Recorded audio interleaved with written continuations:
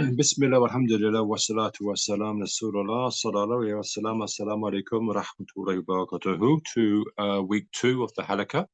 And you can view it as well to update on your studies, inshallah ta'ala, when it goes out onto YouTube. So we have a lot to go through, and I pray, inshallah ta'ala, that we get through it. If not, then we'll carry it over. But inshallah ta'ala, if we just go on to the first slide, please.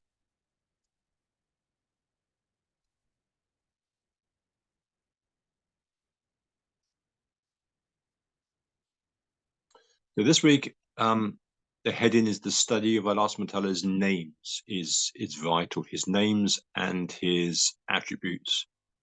The thing which is very clear is that Allah subhanahu wa ta'ala wants to be known. Although we cannot see Allah subhanahu wa ta'ala in this world, he wants to be known. And so we get to know, or we have the opportunity to get to know Allah subhanahu wa ta'ala through his manifestations of his creation. Okay. And so in order to be able to see, then we need to be able to tune into his attributes, which are all around us.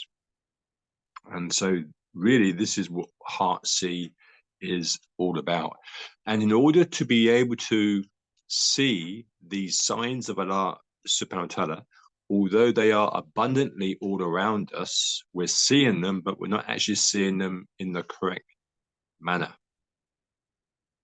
And that is because what we need fundamentally across the Ummah is an understanding of tazkiyah. And tazkiyah, so we're just starting as an introduction, tazkiyah, which is inner purification. And this is one of the missions of the Prophet sallallahu alaihi wasallam that we'll go into in the coming weeks.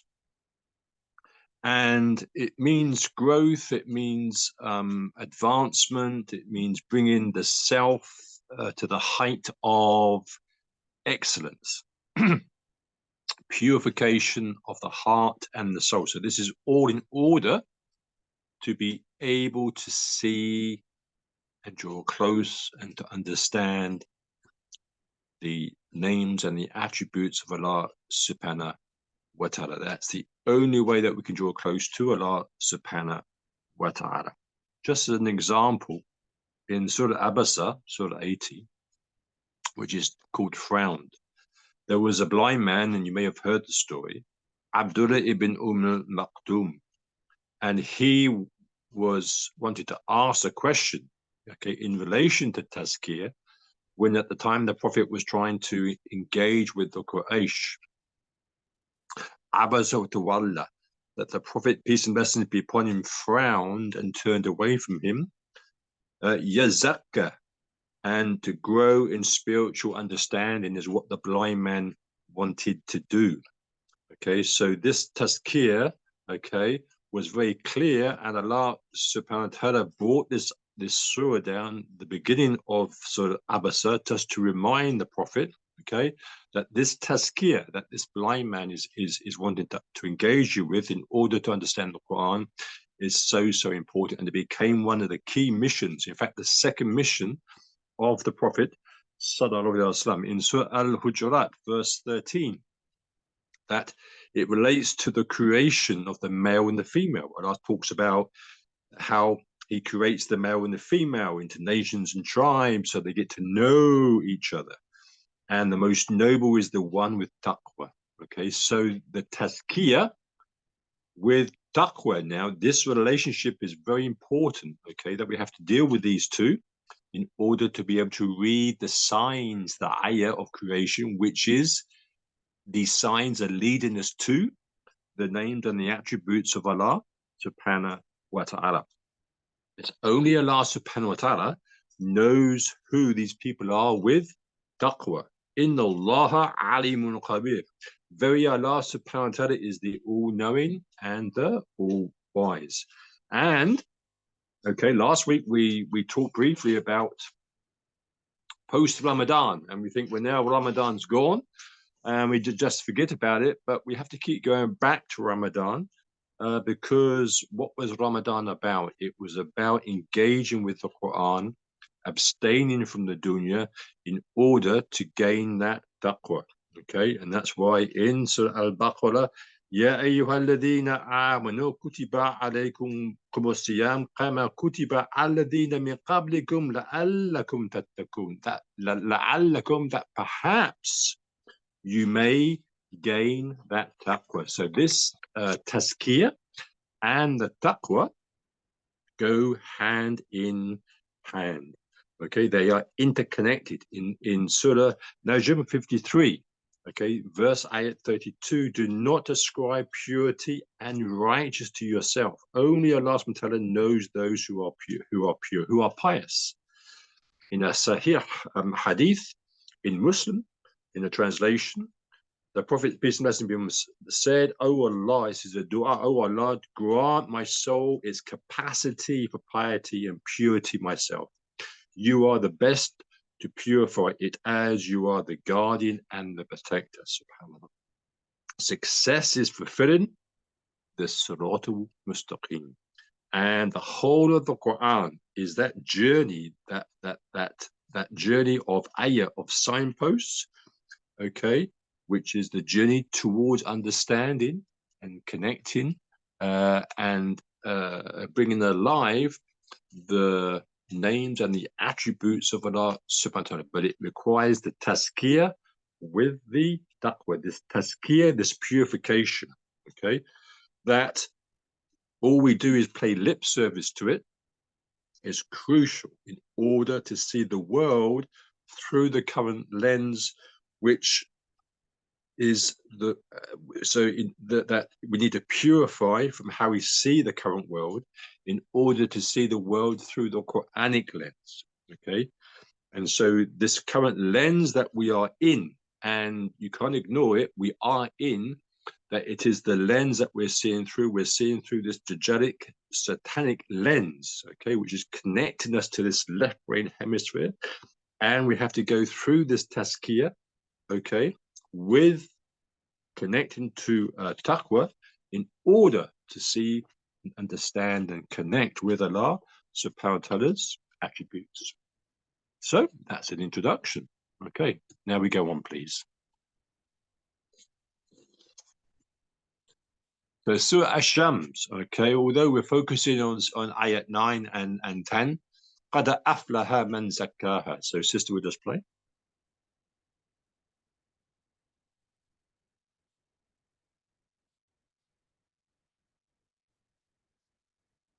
قد أفلح من زكاها وقد خاب من دساها. So we go back to the ayat, and we're going to sort of just expand out into Surah Ash-Shams. But he has succeeded who purifies it. So we've just been opening the door to understanding about tazkiyah, okay? And he has failed who instills it with corruption, okay? That sums it up, okay? And this sums up the two paths that are there in Surah Al-Fatiha, okay? And we'll understand, it's very clear that if we ponder on the second ayat,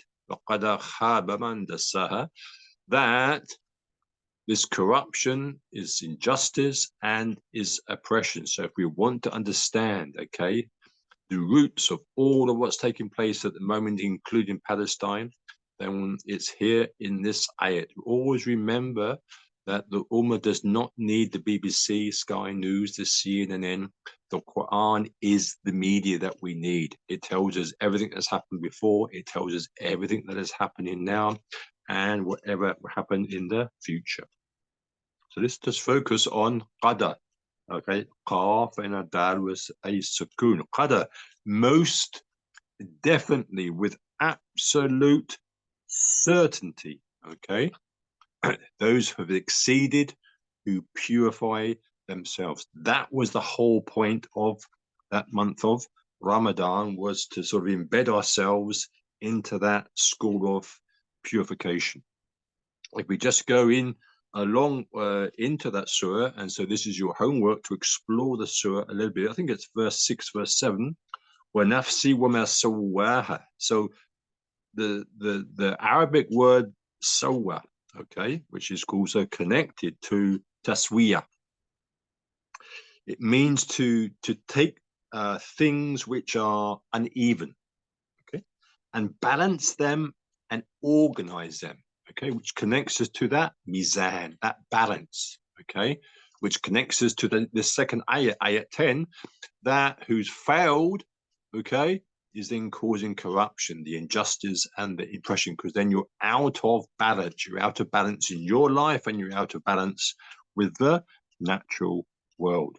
And aflaha, okay, aflaha, qad aflaha, okay, part of aflaha, which means who has succeeded, is iflah, okay, iflah, and this means a farmer, subhanallah, a farmer who is about to reap his harvest. And if you make tafakkur on and tadabbur on the farmer that goes through the whole workload of plowing the land, okay, looking after the soil, taking out the weeds, which connects us to the tazkiyah, okay, the pruning, and then preparing the land, and then putting the seed in, and then nurturing it and waiting, and allowing Allah subhanahu wa ta'ala's natural order to come down all together, which we'll explore later on in profound ways.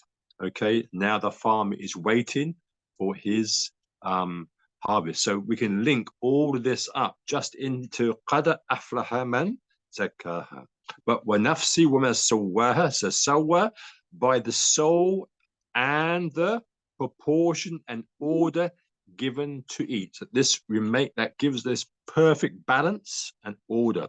Okay, so there has to be a balance between, okay, the nafs, which is in us, and the natural order. There has to be that balance. Okay, and that's what that month of Ramadan was about, because it was about abstaining from food, abstaining from the dunya, and connecting to the two celestial bodies, which is the moon and the sun. Although we don't worship them, it was to be in tune with the phases of the moon, the waxing and the waning of the moon, okay, and its importance and its relevance in relation to the human, as well as the sun, okay, because all of our salah is in movement with the sun, although we don't worship the sun.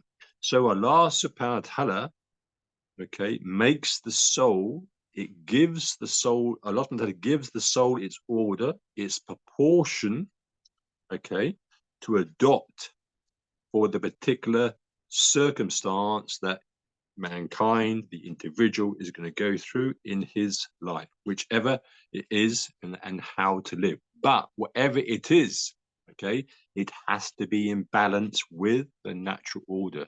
So we had the tazkiyah, we had the taqwa as a relationship, and we have a relationship here also. So these two ayats, okay, connect us to the fitrah, this natural disposition that is in all of humanity.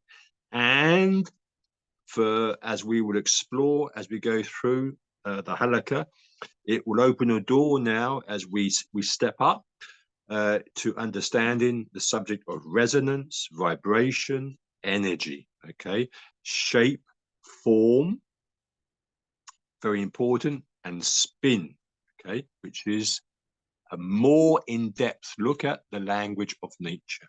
Because as I said to you before, قَدْ أَفْلَحَ مَنْ زَكَّاهَا, just to sum it up, وَقَدْ خَابَ مَنْ دَسَّاهَا. Those two ayats, it's either going to be positive, order, balance, okay, which is the soul, and it adapts to all of our circumstances, okay, and it has to be in total balance with Allah subhanahu wa ta'ala's natural order, okay.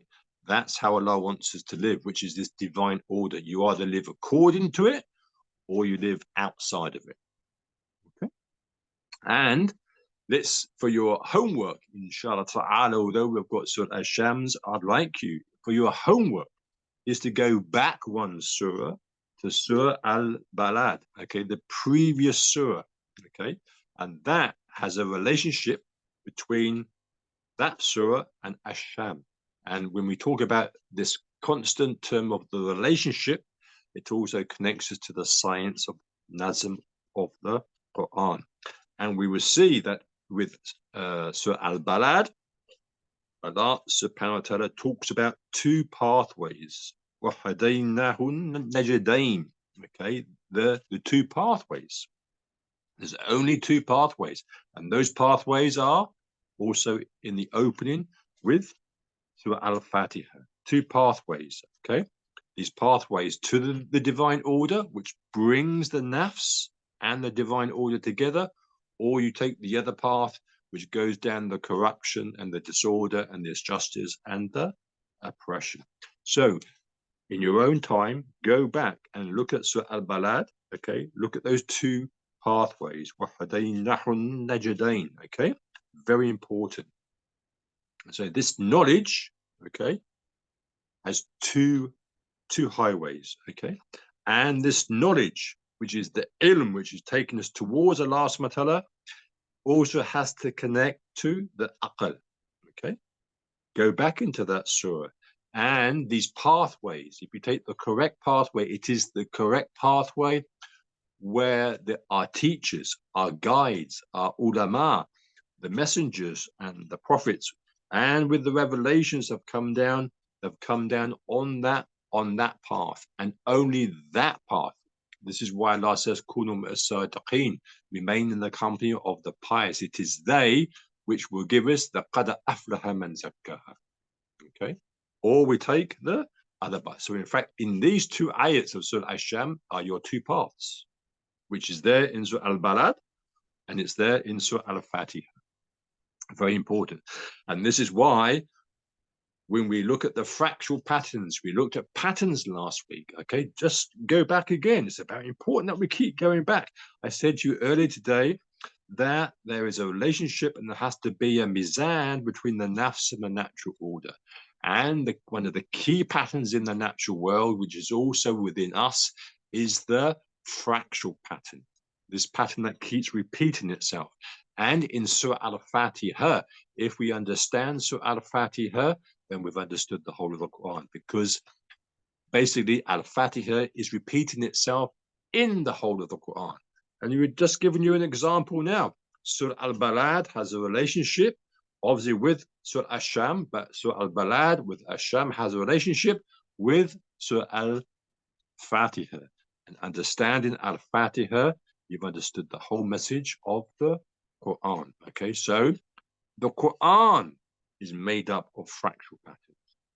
Okay, so again, if the Quran is made up of fractal patterns and you're having a relationship with the Quran, that is affecting your soul, okay, and that your nafs, and that is affecting and connecting you to this natural order. So again, just for your homework, please just look at the previous ayat 7, 8, 9, and 10, okay, of Surah Al-Balad, and give me your feedback in the WhatsApp group. Key lessons just from what I've just explained so far. 1, this introduces us to the deep subject of nazm of the Quran, the structure, the coherence, the symmetry, and the order of the Quran. Okay, the Quran is in order, just like with the natural world. Second lesson, okay, it connects us, as we learn in Heart C, to the right brain hemisphere. Third lesson, it connects us to understanding, to see everything in terms of systems thinking. And then the final lesson here, although there's many more, is it connects us to the study of tadabbur, to be able to step back and look at everything as a whole, which connects us to all of those lessons there. And finally, of course, the lesson is the lesson of Heart C, okay, which we talk about guides. You have to become guides in order to become guardians. And there in Surah Al-Balad, وَهَدَيْنَهُ النَّجْدَيْن, with Surah Al-Fatiha, with the two paths, okay? The paths are full of signposts. Positive signposts, negative signposts. قَدْ أَفْلَحَ مَنْ زَكَّاهَا وَقَدْ خَابَ مَنْ دَسَّاهَا. You choose what signposts that you follow. You follow the good signposts of your teachers, your guides, the ulama, the prophets and the messengers, which leads to Jannah, or you follow the signpost which leads to corruption, disorder, oppression, injustice, okay? And the path of the Dajjal and the path of Shaitan, which is full of signposts. So there's signposts all around us, okay? So we could be confused, but we have to take this confusion away. We have to go through this tazkiyah, this purification, which is fundamental in the teachings of the mission of the Prophet sallallahu alaihi wasallam. Okay, and if we just open it up to Surah Ash-Sham, okay, when we just focus on it, okay, Surah Ash-Sham is focusing at the very beginning on the sun, on the day, on the moon, on the skies, and on the night. Okay, very important. The lesson here is to see harmony, to see order between all of these signs. All of these signs that Allah subhanahu wa ta'ala gives an oath to, swears by, they all work in total harmony. Okay, and if we're going through the tazkiyah, okay, with the taqwa, then we will engage with them and we will be able to see them. And through this, it leads to those names, the attributes of Allah subhanahu wa ta'ala. So Allah subhanahu wa ta'ala in Surah Ash-Sham swears by them. Okay, imagine that the moon, the sun, the day, the stars, okay, the skies and the night, okay, imagine that there is no order. Okay, who would come off worse? It would be humanity, and humanity would not be able to survive on earth. Okay, and so Al-Fatiha, Allah says, Ar-Rahman Ar-Rahim. We would suffer the most. So what is taking place now is the elements of creation. Okay, we talk about earth. Okay, we talk about air, fire. Okay, these natural elements which are there to be obedient to humanity. Allah subhanahu wa ta'ala has created the natural world to support humanity, but because we are not adhering to qad aflaha man zakkaha, okay, and we are going to ayat 10 and we're living by this and we're going down the wrong path because we're blind, deaf, blind and dumb, is these natural elements, the natural order, okay, is not becoming, is not following, is not being obedient to Allah subhanahu wa ta'ala. And open your eyes, see what's happening now across the world, the increase in earthquakes and floods and famine and disease. Okay, we can give many reasons as to why, but those with the taqwa, those that are going through this tazkiyah, can see that we are abusing Allah subhanahu wa ta'ala's order. Okay, and so the world, the natural order is out of mizan. We are out of mizan, the nafs, and that has an effect on the natural world. Now, can you see again how that connects to this fractal pattern? The patterns that we see, like the fractal, can either have a positive effect or it can have a negative effect. And that's very important for us to understand. So there's deep, deep lessons that we can just take from this opening here. Okay, so the relationship between, now let's go into it a little bit more, the relationship between the sun, which is here in Ash-Sham, and the nafs, like what we said, that the nafs and the natural order have to be in balance. Lesson here that the last one is trying to say, if we can see, okay, which leads us to the attributes of Allah, is that the sun and the nafs, okay, is a fundamental sign that we need to know. The sun's brightness is covered by night, and the sun benefits humanity through its light. But the nafs, Okay, when purified, they help to serve mankind, and they cover up the sins. Okay, they cover up the sins. The sun, the moon, the skies, the day and the night, they have balance. Okay, they have balance. And the person who does not go through this tazkiyah and on a journey towards taqwa, then they are going against the divine order. They are then creating the corruption, the facade, the injustice, okay, not just to themselves, because they are in darkness, so they are on the wrong path. So how can they even see the signs of Allah subhanahu wa ta'ala? How can they even read the signs of Allah subhanahu wa ta'ala?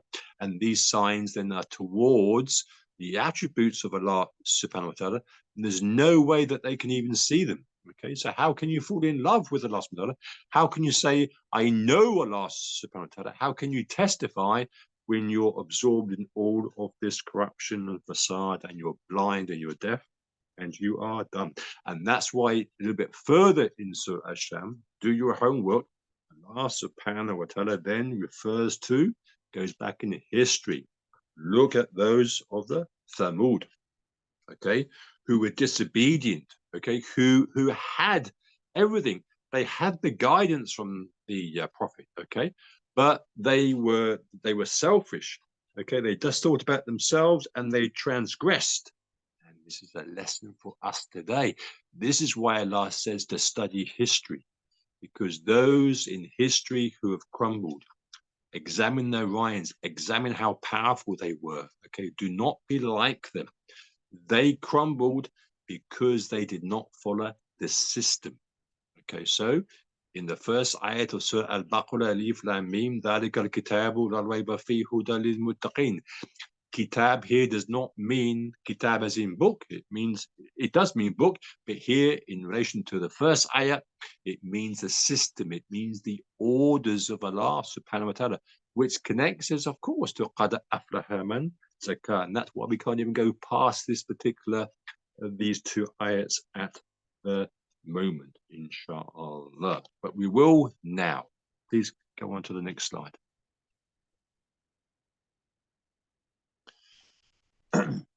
Just to sum up some lessons from Surah Ash-Sham, which there are so many.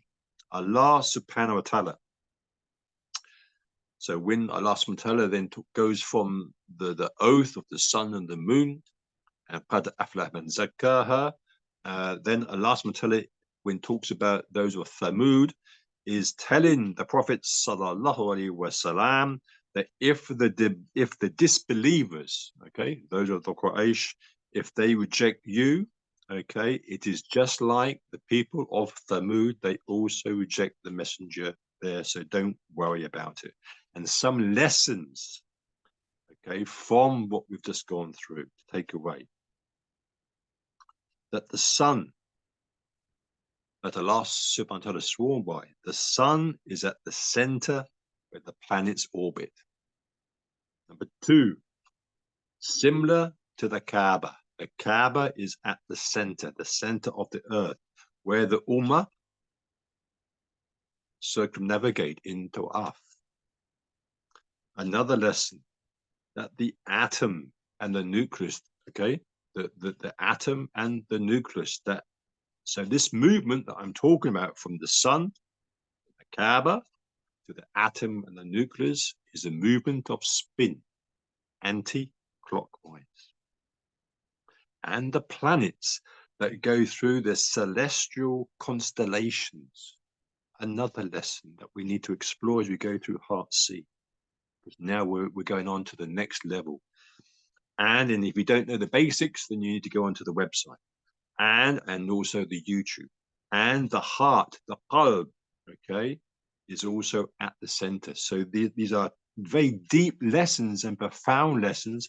And even these lessons, they are all connected, okay, in a perfect harmony, just like the Quran, just like the Revelation also. Okay. Sister, inshallah. فاطر السماوات والأرض جعل لكم من أنفسكم أزواجا ومن الأنعام أزواجا يذرأكم فيه ليس كمثله شيء وهو السميع البصير.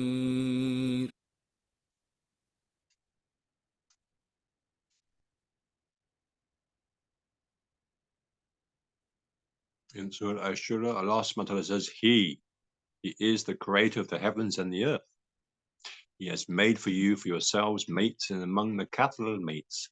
He multiplies you thereby. There is nothing like unto him, and he is the hearing and the seeing. Noticed here, inshallah ta'ala, that the seeing here is basara. Okay. So here Allah subhanahu wa ta'ala is talking about pairs, talking about the multiplying of humans, okay, in relation to humans, but also animals, livestock, because there's a very close relationship between the humans and livestock. Just out of interest here, when we talk about pairs and we talk about the multiplying of livestock, okay, we hear of issues of many different species of insect and animal, plant, where they're on the verge of extinction, where populations are decreasing. But have you ever thought about it that we never hear of a crisis of population, particularly of sheep and of cows? لا تدركه الأبصار. Al-abasar, okay, this is plural of basara. Basara, okay, so different types of seeing that Allah subhanahu wa ta'ala mentions in the Quran. Basara, nadara, for example, ra'a. We need to understand these terms, these Arabic words, and how they relate to perhaps the ayats that Allah subhanahu wa ta'ala is put them in. And why does Allah subhanahu wa ta'ala use a particular word for seeing in relation to a tree or perhaps a bird or some fruit, or even in this particular ayat here? And idraqa, to reach, to grasp, to perceive, to comprehend, and to encompass. So this basara, which Allah subhanahu wa ta'ala mentions here, this is a vision, it's sight, it's ability to see. Okay, and this basara is also our opportunity. Okay, the basara is to be able to see internally with insight. But even that, okay, even that with tazkiyah, even that with taqwa, okay, the eyes that we have got is just one organ in which we see, but Allah subhanahu wa ta'ala can see everything, okay, in ways beyond human imagination, beyond human understanding. So we are trying, in order to see by using our senses and our spiritual seeing, to see the signs of Allah subhanahu wa ta'ala, his creation, which leads to his attributes.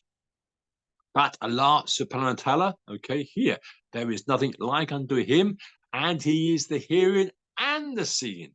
His basara is beyond comprehension. So even with deep insight, okay, of basara, we cannot comprehend the attributes of Allah subhanahu wa ta'ala. Okay, it's beyond comprehension. But we have this opportunity, okay, within our capacity to at least try our best, okay, and this is the only way that we can get to know who Allah subhanahu wa ta'ala is, because Allah subhanahu wa ta'ala wants to be known. Next slide, please.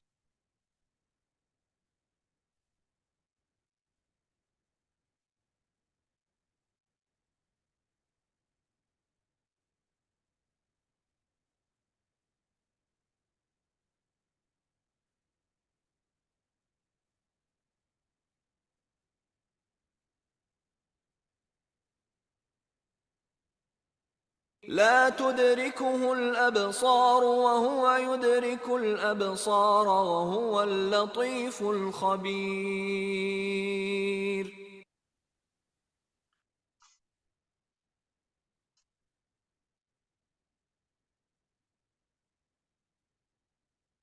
Vision perceives him not. So back to basara, okay? But he perceives all vision, and he is subtle, the acquainted. So this is just what we've been talking about. Okay, subhanallah. Go on to the next slide, please, sister.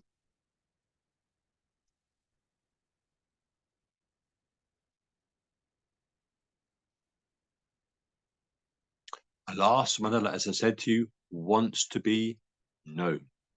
So when we give the kalima, when we say the kalima, ashhadu an la ilaha illallah, okay, we have to be careful because we are declaring, I have witnessed. But have we really witnessed? And this is why now we have to keep going back to this state of ghafla, this state of heedlessness that we are so objectional to, that no, I'm not in a state of ghafla, but sadly we are. Because if we were not, dear brothers and sisters, then very simply, the Ummah would not be where we are today. Next slide.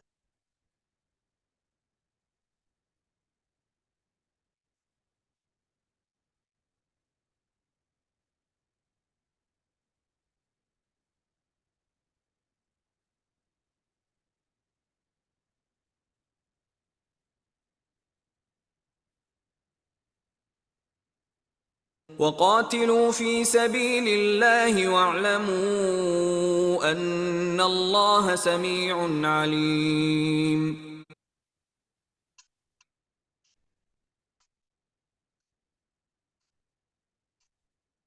So the ayat that I wanted to focus on here, the word, is right at the end here. Okay. وَاعْلَمُوا أَنَّ اللَّهَ سَمِيعٌ عَلِيمٌ. Okay.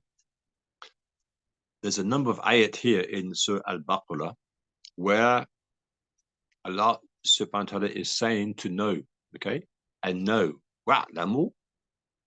And after the term wa'lamu, to know, there is an attribute of Allah subhanahu wa ta'ala, okay? So Allah subhanahu wa ta'ala wants to be known, okay, here, wa'lamu, and to know that Allah, then there's a number of ayat here where when Allah talks about to know, then he connects an attribute to Allah subhanahu wa ta'ala. Next slide.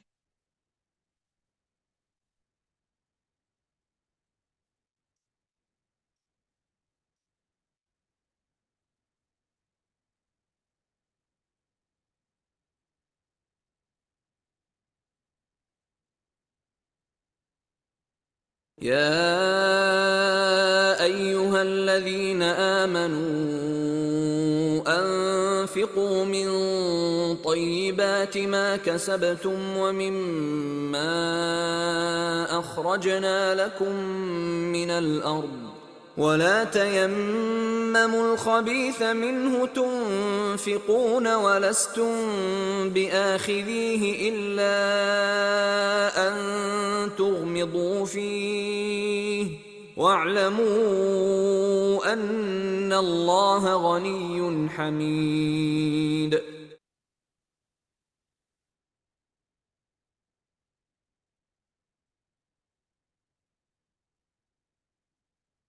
So again, okay, when we are on the path of the study of tadabbur, we've got one part of tadabbur is looking for connections. Why does Allah Ta'ala keep referring to this? It's a pattern, okay? It's a fractal pattern that keeps coming, okay? So again, in Surah Al-Baqarah, look at the last ayat, wa'lamu annallaha, okay, ghani hamid, okay?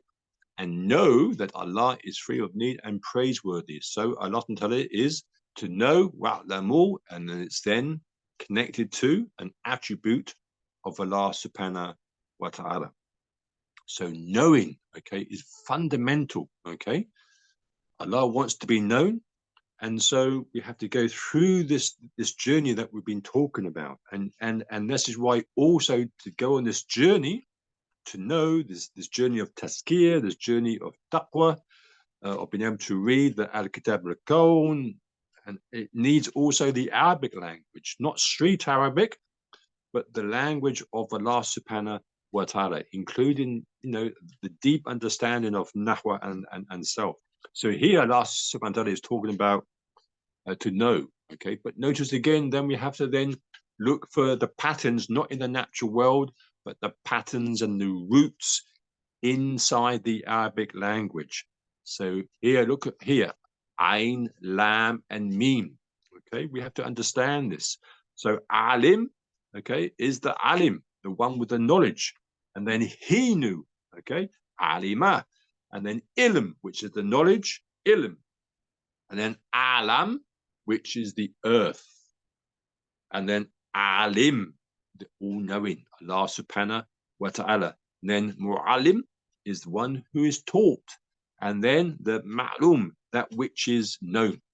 So this opens up more doors, okay, to root letters of the Arabic language that we need to know, which then opens up the journey of, when we're looking at, for example, verbs, the patterns of verbs, okay?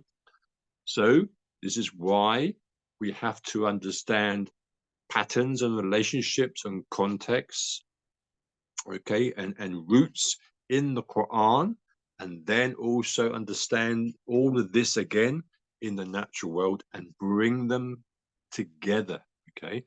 But and if we haven't purified our sight and our nafs, and it's not in balance, then it's going to be absolutely impossible. But through the tazkiyah, the ilm, the tafakkur, the tadabbur, the taqwa, we can come to know Allah subhanahu wa ta'ala through his names, through his attributes, and these signposts will become very clear. Remember, as I keep saying to you, that the signpost is not the purpose, it's beyond the signpost. And the most important thing is that we come to witness Allah subhanahu wa ta'ala, and everything is that everything, okay, is in perfect harmony, which will mean ultimately that our heart, that the qalb, is in perfect harmony. And that is the most important thing, that we need to make sure that when we are in front of Allah, that it is in total peace, okay, and total tranquility in that divine order. Next slide. Back to this state of ghafla, okay? Some more homework for you, brothers and sisters, and we've been through it before. I think before the month of Ramadan, go to Surah 23, Mu'minun, and it's quite a large chunk here, and come back to me with your thoughts in the WhatsApp group. Go from ayat 77 to 90 and on, okay? So basically throughout the whole of these verses, okay, if you just contemplate, you make tafakkur on these verses here, we are shown again how, despite the recognition of Allah subhanahu wa ta'ala, okay, that yes, he sustains all things, okay, that yes, there is one God, that humanity is still heedless, okay, of Allah subhanahu wa ta'ala, okay, and so this is called superficial tawheed. This is not correct tawheed. We call it superficial tawheed, okay, because we think we believe in tawheed, but we don't. We say there is one God, and all previous nations also said there was one God. Even the Quraysh had no problems to say, yes, we also believe in Allah subhanahu wa ta'ala. And this is why throughout the Quran, okay, even in the first ayat there in Surah Al-Fatiha, Alhamdulillahi Rabb, Allah subhanahu wa ta'ala doesn't say Allah, refers to Rabb, okay, because the Quraysh knew, they believed in Allah. Allah subhanahu wa ta'ala wanted to go further. Rabb means to nurture, to care, to love. The last ayat in Surah Al-Mu'minun, we have conveyed unto thee the truth, and yet behold, they are indeed liars. So Allah subhanahu wa ta'ala has gone through all these ayats from 77 to 90, okay, asking questions.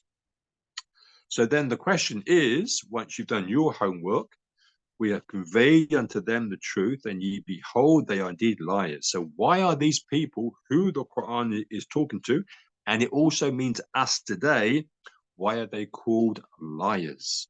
It is because they are concealing the truth. It is because, unfortunately, they are, and we have to look at ourselves in relation to tazkiyah and taqwa, and the nafs, they are involved in shirk. It may be not the big shirk, but some form of shirk. And the only way that we can live according to the Tawheed is by intentional living. This is why we teach about permaculture. Okay, permaculture is to go off grid, and you can't go off grid just by sitting in your home and reading books and theory. You have to make that intention, which is the hadith of the Prophet sallallahu alaihi wasallam, innama ahmanu binah. You have to make the intention, and even that not just by doing the lip service, but by making the practical effort. Al-Islam is a practical religion. And this is why Allah subhanahu wa ta'ala refers to the Israelites who were the previous Muslims. They had the prophets, they had the ilm, but it was just lip service laid on the back of a donkey.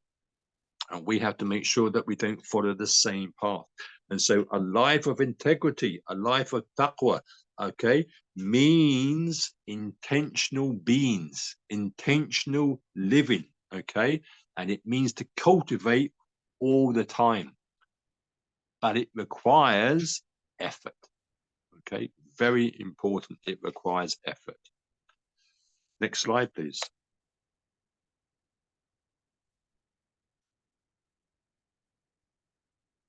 Surah 16. So now we go on to Surah Nahal. Okay.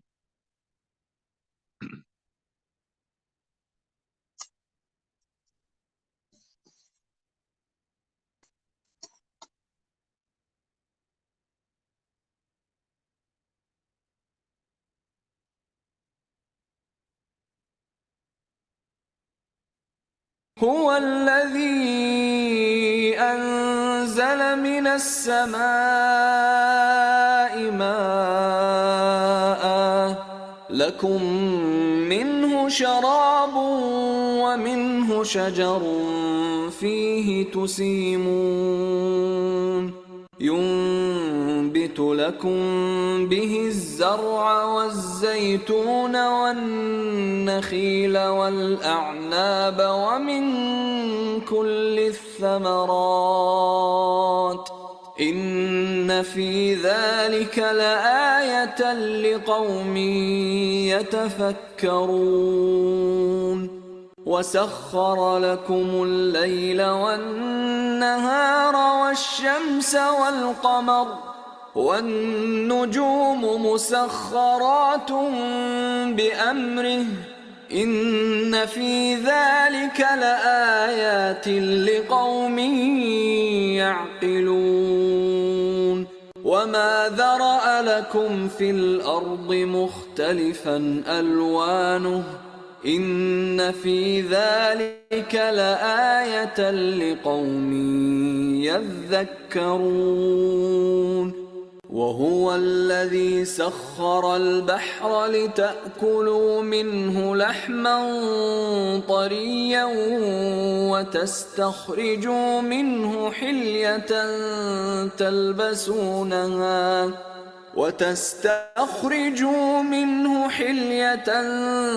تلبسونها وترى الفلك مواخر فيه ولتبتغوا من فضله ولعلكم تشكرون وألقى في الأرض رواسي أن تميد بكم وأنهارا وسبلا لعلكم تهتدون وعلامات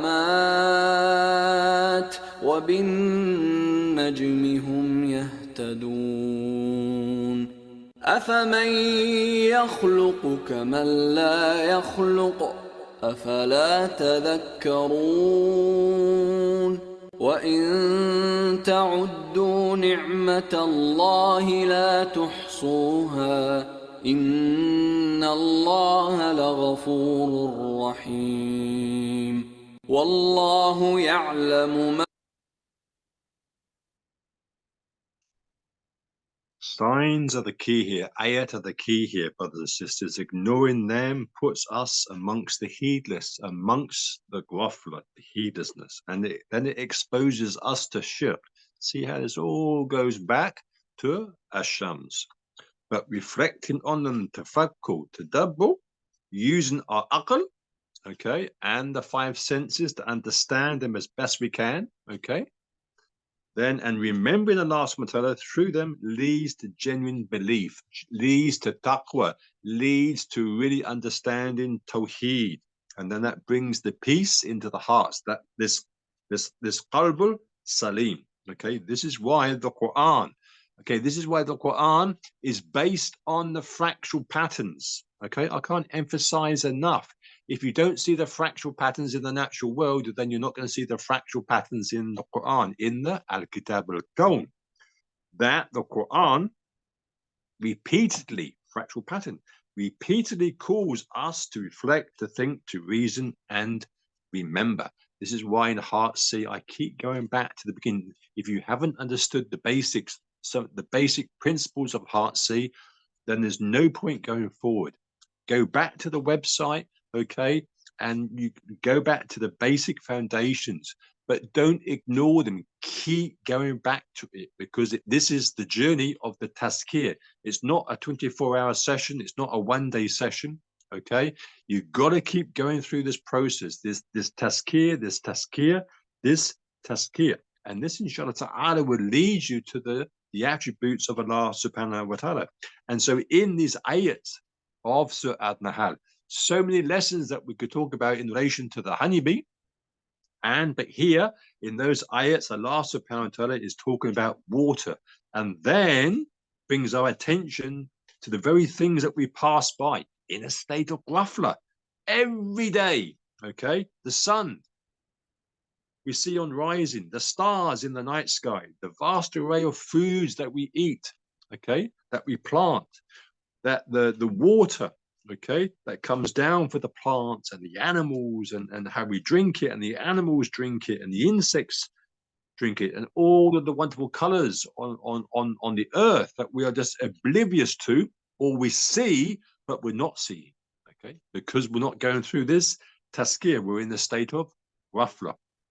So when we make tafakkur on these signs here in Surah Nahl, then we realize that everything comes with countless blessings, okay, to the most merciful, from the attributes of Allah subhanahu wa ta'ala. So in these ayats, we've now got to open our minds and see water, see rain in a completely different light. Okay, how many times do we complain? Oh, it's raining today, it's cold today, it's too hot today. Okay, this is you're challenging the divine order. Okay, we must never ever do this. Now let's just take it a little step further. The relationship between water and the plant is not only between the water and the plant. The question is, does the rain make the plant grow? Okay, question, does the rain make the plant grow? Does the water make the plant grow? And probably many, and sadly even Muslims, would say, yes, of course it does. But the relationship between the water and the plant is not only between the water and the plant. This now opens the door to a journey through the signs. The signs, the ayat, is never ending, okay? It can take you on and on and on. This journey, and it's a wonderful journey, because you're on that Siratul Mustaqim, which is connecting you and opening your heart and your eyes and everything, okay, your soul, to the attributes of Allah subhanahu wa ta'ala. Understand this relationship between the water and the plant. For example, it's not only the water and the plant. Water is only a small part of a whole complex system of interconnected relationships, which connects us to the principles of nature, which connects us to the sunnah of Allah subhanahu wa ta'ala. It is a system connecting us to the soil, to the air, okay, the right amount of sunlight and the appropriate seasons. Okay, and we can go on and on and on. So the deeper we look, the more we realize that in fact, the entire cosmos, brothers and sisters, needs to be here right now in order for one single plant to grow. Okay, one cannot come without the other. If you start to look at things in isolation, you go into a reductionist, into a Descartes, into a left brain thinking, which is what science does. Everything has to be seen in terms of systems thinking, right brain hemisphere, okay? In order for water to truly give life to a plant, it would need to be in control of all the factors, the sunlight, the air, the earth, all of the chemistry, the physics, the seasons, the solar systems. Absolutely impossible. So who is behind this? Okay. This is what leads to Allah subhanahu wa ta'ala. Okay. And you can only go through this journey if you continue going through this process of the tazkiyah. But we don't want to do it because it requires, as I said to you before, it requires intentional living. We have to make the effort. And Shaitan says, no, no, no, it's too much. Just carry on as normal. Next slide. Fractal patterns, I can't emphasize enough.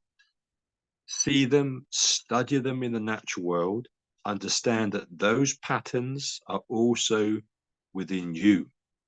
Understand how they connect to the natural world, how those patterns are affecting your behavior, positive or not, because remember, patterns are positive or negative, and understand that the whole of the Quran is also in divine order, just like the natural world. So if the natural world is full of fractal patterns, then the Quran, the final revelation with the Al-Kitab al-Kawn, also has to be in divine order. Okay, and all of this is interconnected. All of this connects to really understanding Tawheed. You've got to go back to the Arabic, the linguistic understanding of the Mazda of Tawheed, this interconnected locking of everything, macro or micro. Okay, remember, through all of this, if we go through the Tazkiyah, Allah subhanahu wa ta'ala wants to be known. Okay, and he says, look at my signs, my attributes. Okay, this is it. Next slide. Surah Al-Fatiha, as I said to you, the opening. Okay, if you've understood Surah Al-Fatiha, then that fractal pattern continues all the way through, and we've already covered it, subhanAllah. So you should be now seeing Surah Al-Fatiha in a completely different light. Every time you pray now, Surah Al-Fatiha, just think, I am connecting myself to the fractal patterns of the universe, of the cosmos. Okay, think about it when you are reciting Surah Al-Fatiha. Next slide.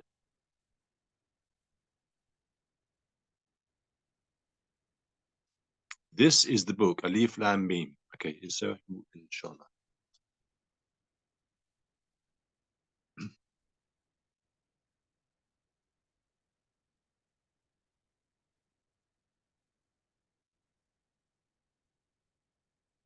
ألف لام ميم ذلك الكتاب لا ريب فيه هدى للمتقين. And so we ask in Surah Al-Fatiha for guidance, and Allah subhanahu wa ta'ala responds. Remember those two paths, okay? Okay, the Quran, dear brothers and sisters, will not open unless we are the muttaqi, or we are on the path of the muttaqi, which is that path of searching to gain the taqwa. And to gain the taqwa has to connect us to the tazkiyah. This is important to understand the post-Ramadan. Okay, the kitab that came down is the Quran, came down from the cosmos. Okay, for the whole of humanity, came down for the whole of humanity. Allah doesn't say that the Quran was for the Muslims. Allah says the Quran is for the muttaqi. And that month of Ramadan was not about food. It was about preparing yourself to understand and immerse yourself into the science, into the ayah of the Quran and the cosmos, okay, in order to be able to see the attributes, to be able to see this divine order. Okay, so is it the water that makes the plant grow? No. Okay, no, no, no. And in order for everything to happen, everything has to be in divine order. And so we go back to Surah Ash-Shams. قَدْ أَفْلَحَ مَنْ زَكَّاهَا. Okay, Surely those who have changed it, have purified it, okay? Most surely, or haven't purified it. We have two choices. We have two choices. And the whole of the Quran, if you look at Al-Baqarah, as we mentioned last week, it is to remind us of the Israelites, the previous nations who were Muslim, okay? Be careful. Are we going down the same path? Okay, Allah subhanahu wa ta'ala will not change the condition of a people or a nation until they change that is within themselves. Be careful, we are not following the rabbit down the same hole. We have the knowledge, we have the Quran. Okay, we had the last Prophet sallallahu alaihi wasallam, but are we doing the same as the previous nations? They were deaf, dumb, and blind. And are we also the same? For many, what I'm talking about may seem new, may seem strange. They almost say it seems strange, Muhammad, but it affects me so much. I know it's the truth, but why are we not connecting to it? Because we've been disconnected. Because we don't understand the mission of the Prophet sallallahu alaihi wasallam, which we will cover inshallah ta'ala in the next halaqah. Next slide. I think we're coming to the end now, sister. We've run over time, so maybe we haven't got time.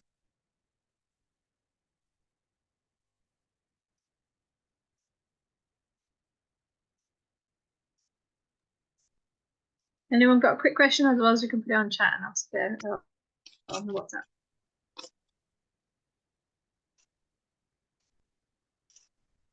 No questions, Shane. Okay, Bismillah, alhamdulillah, wa salatu wa salam, Rasulullah, sallallahu alaihi wasallam, wa billahi minash shaitanir rajim, bismillahir rahmanir rahim, wal asr, innal insana fi khusr, illa alladhina amanu wa amilus salihati wa tawasaw bil haqqi wa tawasaw bis sabr. Rabbana atina fid dunya hasanatan wa fil akhirati hasanatan wa qina adhaban nar. Assalamu alaikum wa rahmatullahi wa barakatuh. Wa alaikum salam.